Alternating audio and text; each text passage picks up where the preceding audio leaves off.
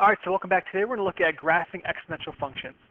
So it's kind of like normal graphing, except that we've got an x as our exponent. So our variable is up here as the exponent, which is kind of a little bit different.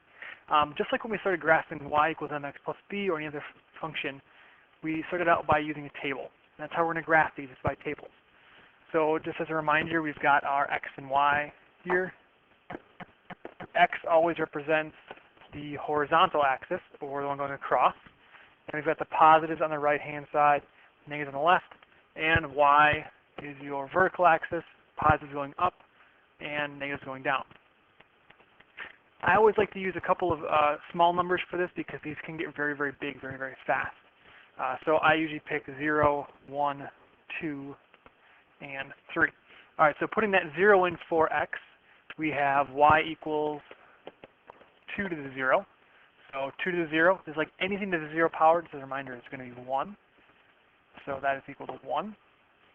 Y equals 2 to the first. So we're plugging in this x value for these x values over here, up here for my x. 2 to the first is 2. Y equals 2 to the second, so that is 4. And y equals 2 to the third power, which ends up being 8. Notice how these get multiplied by 2 each time. So that can be kind of a clue for you not to do quite as much work thinking about 2 to the what power. It's multiplied by 2 every time. So I need to go ahead and graph these. So 0, 1 is going to be right here on our graph. And then 1, 2, 2, 4, and 3, 8. So what this graph looks like, it actually ends up going like this and going up really, really fast. All right.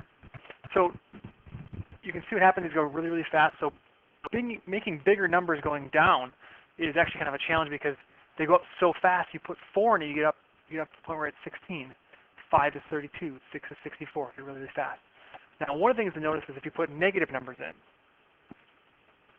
So if you put like a negative 1 in, so y equals 2 to the negative first, remember that flips over the fraction. So this actually ends up equaling 1 half. So negative 1 is 1 half.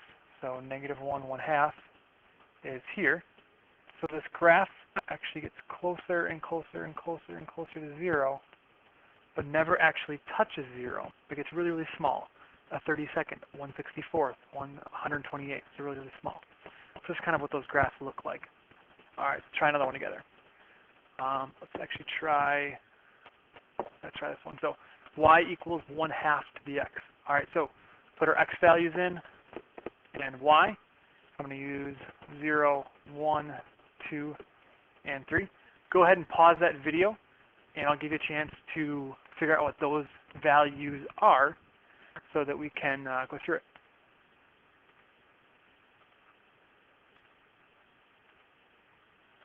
All right, so the value you should have gotten for 0 would be 1, 1 would be 1/2, 2 would be 1/4, and 3 would be 1/8.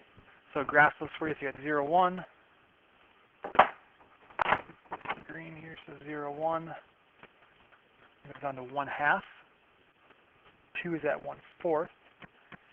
And 3 is at 1/8. These are really, really tiny numbers. So, and in the negatives, what happens, these actually end up going kind of like that. So it flips the graph around. So between the last one and this one, so the last one looked like that. It was growing. And this one looked like that. So it's actually, they're reverses of each other, mirrors of each other.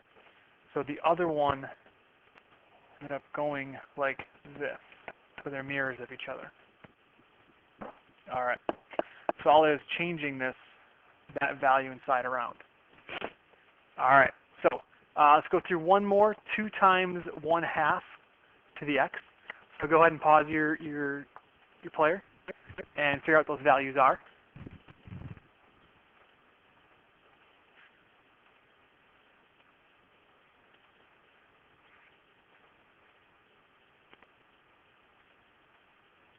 All right, so plugging those in, you should have gotten 0, 2, 1, 1, 2, 1/2, and 3, 1/4. So 0, 2, is right there. Oh, sorry, going the wrong direction. 0 or 1, 1, 2, 1/2, and 3, 1/4. So it ends up looking like that.